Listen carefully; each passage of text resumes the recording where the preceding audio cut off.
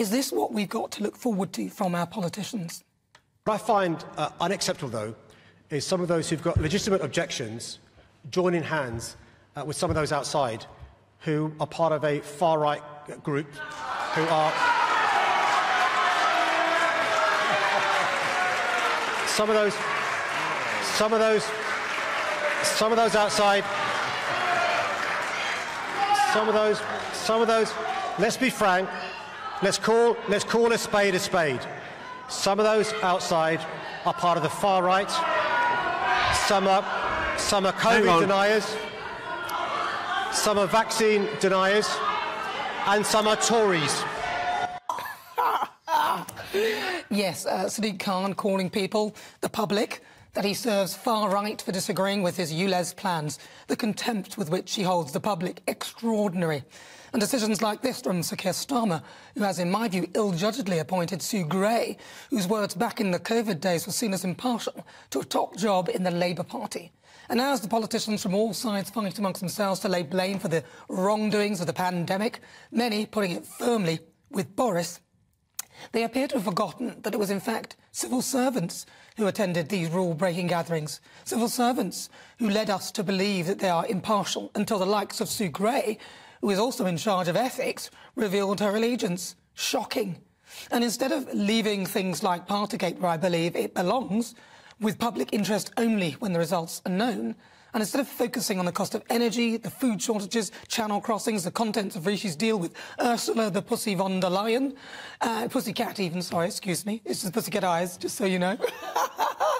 Yes, and the self-induced poverty policy of net zero, which reminds us that neither party has a good enough solution. The political classes, aided by the established media, James O'Brien, and journalist Isabel Oakeshott, who has never made a secret of her dislike of lockdowns, want to remind us of just how angry we should be over the contempt with which the politicians hold us, the general public, in, and treat this as though it were a new discovery. Well, I've got news for you all. To all politicians, the public are not stupid. We are sick of this race to the bottom and an absence of coherent policies. It is getting extremely tedious. Every time there appears to be some sort of progress, we all get dragged back to schoolyard bullying and childish party politics. I'm fed up. I've listened to whether Boris knowingly misled the House. I'm bored of it. How can Keir Starmer even believe he holds any moral high ground after the lies it was proven he told surrounding Beergate? Angela wasn't there, then she was. I've met Angela, you'll know she's there. She's a force of nature. And the one about a small impromptu gathering, a memo proved otherwise. How he was cleared is beyond me. And now poaching the COVID inquiry 50 Shades of Grey Sue, whose son is an active Labour Party member. It's also been reported that the lawyer appointed to give her legal advice called Labour MPs who backed Brexit mugs and accused the Tories of serving up bile.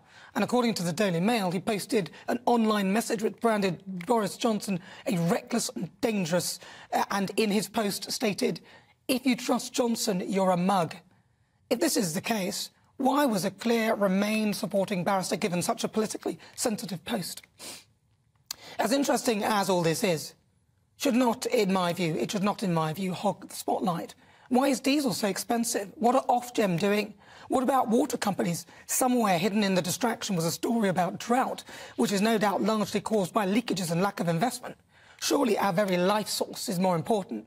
But oh no, let's talk about Sue Gray, what's up, etc. Yes, I get that people lost loved ones and the rules were a disgrace, but it's nothing that we didn't already know.